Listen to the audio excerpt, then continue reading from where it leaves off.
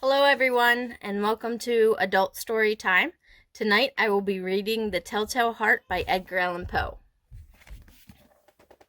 True. Nervous. Very, very dreadfully nervous. I had been and am. But why will you say that I am mad? The disease had sharpened my senses, not destroyed, not dulled them. Above all was the sense of hearing acute. I heard all things in the heaven and in the earth. I heard many things in hell. How, then, am I mad? Hearken, and observe how healthily, how calmly I can tell you the whole story. It is impossible to say how first the idea entered my brain, but once conceived it haunted me day and night. Object there was none. Passion there was none. I loved the old man. He had never wronged me. He had never given me insult. For his gold I had no desire. I think it was his eye. Yes, it was this.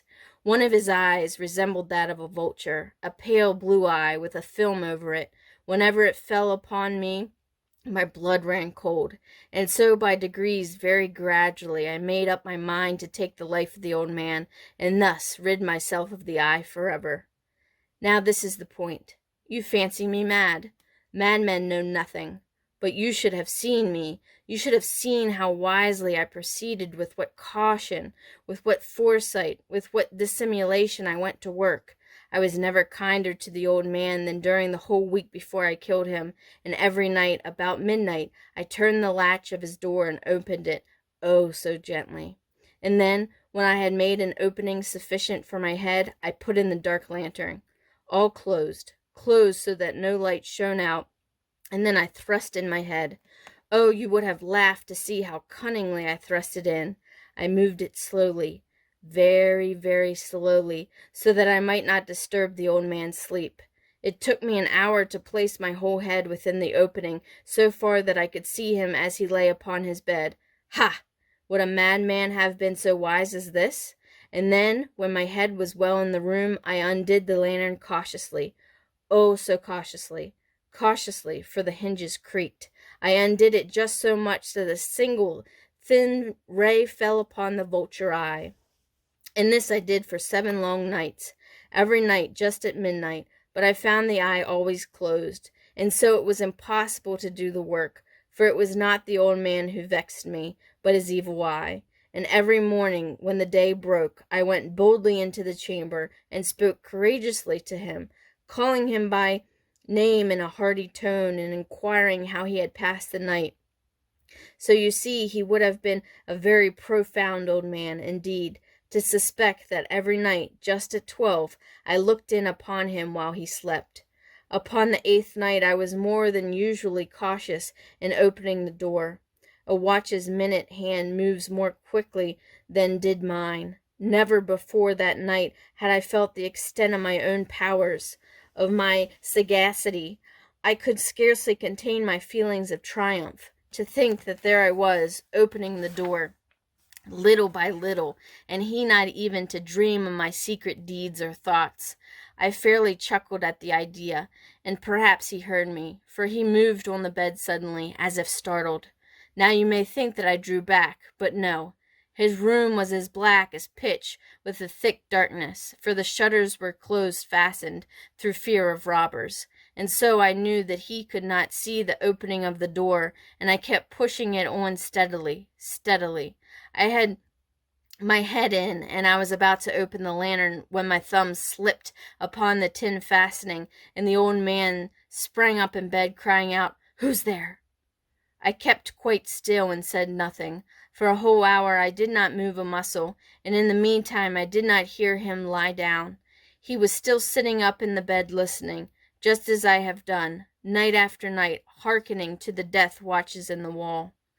Presently I heard a slight groan, and I knew it was the groan of mortal terror.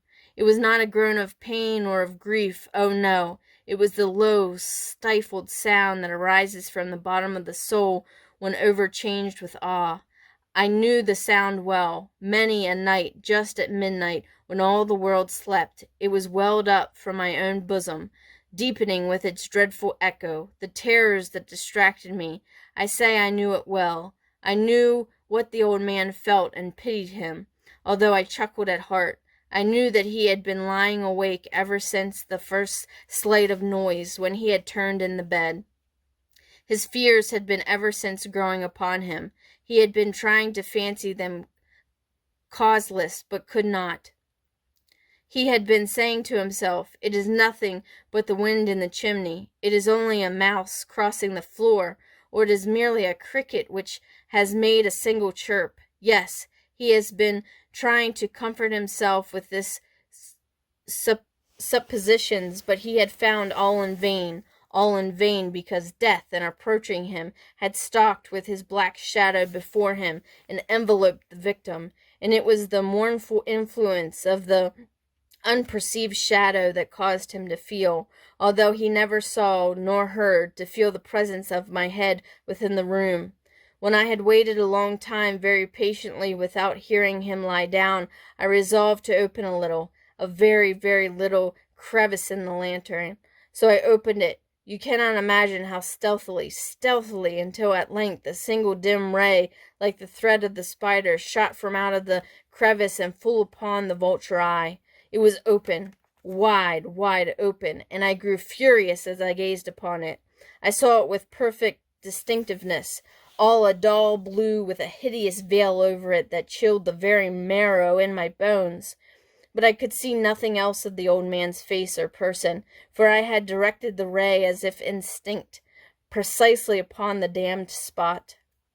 And now, have I not told you that what you mistake for madness is but over-acuteness of the senses? Now, I say, there came to my ears a low, dull, quick sound, such as a watch makes when enveloped in cotton. I knew that sound well, too. It was the beating of the old man's heart. It increased my fury, as the beating of a drum stimulates the soldier into courage. But even yet I refrained and kept still. I scarcely breathed. I held the lantern motionless. I tried how steadily I could maintain the ray upon the eye. Meantime the hellish tattoo of the heart increased. It grew quicker and quicker, and louder every instant. The old man's terror must have been extreme. It grew louder, I say, louder every moment. Do you mark me well? I have told you that I am nervous. So I am. And now, at the dead hour of the night, amid the dreadful silence of that old house, so strange a noise as this excited me to uncontrollable terror. Yet for some minutes longer I refrained and stood still, but the beating grew louder. I thought the heart must burst, and now a new anxiety seized me. The sound would be heard by a neighbor. The old man's hour had come. With a loud yell I threw open the lantern and leaped into the room. He shrieked once only. In an instant I dragged him to the floor and pulled the heavy bed over him. I then smiled gaily to find the deed so far done, but for many minutes the heart beat on with a muffled sound. This, however, did not vex me. It would not be heard through the wall. At length it ceased. The old man was dead. I removed the bed and examined the corpse. Yes, he was stone dead. I placed my hand upon the heart and held it there many minutes. There was no pulsation. He was stone dead. His eye would trouble me no more. If still you think me mad, you will think so no longer when I describe the wise precautions I took for the concealment of the body. The night waned, and I worked hastily, but in silence. First of all, I dismembered the corpse. I cut off the head and the arms and the legs. I then took up 3 planks from the flooring of the chamber and deposited all between the scantlings. I then replaced the boards so cleverly, so cunningly, that no human eye, not even his, could have detected anything wrong. There was nothing to wash out, no stain of any kind, no blood spot whatsoever. I had been too weary for that. A tub had caught all. Ha, ha! When I had made an end of these labors, it was 4 o'clock, still dark as midnight. As the bell sounded the hour, there came a knocking at the street door. I went down to open it with a light heart, for what had I now to fear? There entered 3 men who introduced themselves with perfect suavity as officers of the police. A shriek had been heard by a neighbor during the night. Suspicion of foul play had been aroused. Information had been lodged at the police office, and they, the officers, had been deputed to search the premises. I smiled, for what I For what had I to fear? I bade the gentleman welcome. The shriek, I said, was my own in a dream.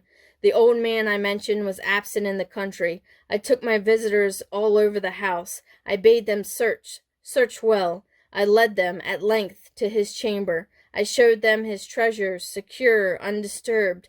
In the enthusiasm of my confidence, I brought chairs into the room, and desired them here to rest from their fatigues, while I myself, in the wild audacity of my perfect triumph, placed my own seat upon the very spot beneath which reposed the corpse of the victim. The officers were satisfied. My manner convinced them. I was singularly at ease. They sat, and while I answered cheerfully, they chatted familiar things. But ere long, I felt myself getting pale and wished them gone. My head ached, and I fancied a ringing in my ears, but still they sat and still chatted. The ringing became more distinct. It continued and became more distinct. I talked more freely to get rid of the feeling, but it continued and gained definitiveness until at length I found that the noise was not within my ears. No doubt I now grew very pale, but I talked more fluently and with a heightened voice, yet the sound increased, and what could I do? It was a low, dull, quick sound, much such a sound as a watch makes when enveloped in cotton. I gasped for breath, and yet the officers heard it not. I talked more quickly, more vehemently, but the noise steadily increased. I arose and argued about trifles in a high key and with violent gesticulations, but the noise steadily increased. Why would they not be gone? I paced the floor to and fro with heavy strides, as if excited to fury by the observation of the men, but the noise steadily increased. Oh God, what could I do? I foamed, I raved, I swore. I swung the chair upon which I had been sitting, and grated it upon the boards, but the noise arose over all and continually increased. It grew louder, louder, louder, and still the men chatted pleasantly and smiled. Was it possible they heard not? Almighty God! No, no, they heard! They suspected! They knew! They were making a mockery of my horror! This I thought, and this I think, but anything was better than this agony. Anything was more tolerable than this derision. I could bear those hypocritical smiles no longer. I felt that I must scream or die, and now again, hark! Louder, louder, louder, louder! Villains! I shrieked. Disassemble no more! I admit the deed! Tear up the planks! Here, here! It is the beating of his hideous heart. Thank you all for joining me this Friday evening. I hope you enjoyed. If you all have any suggestions on short stories you would like to hear, please leave them in the comments below. Bye!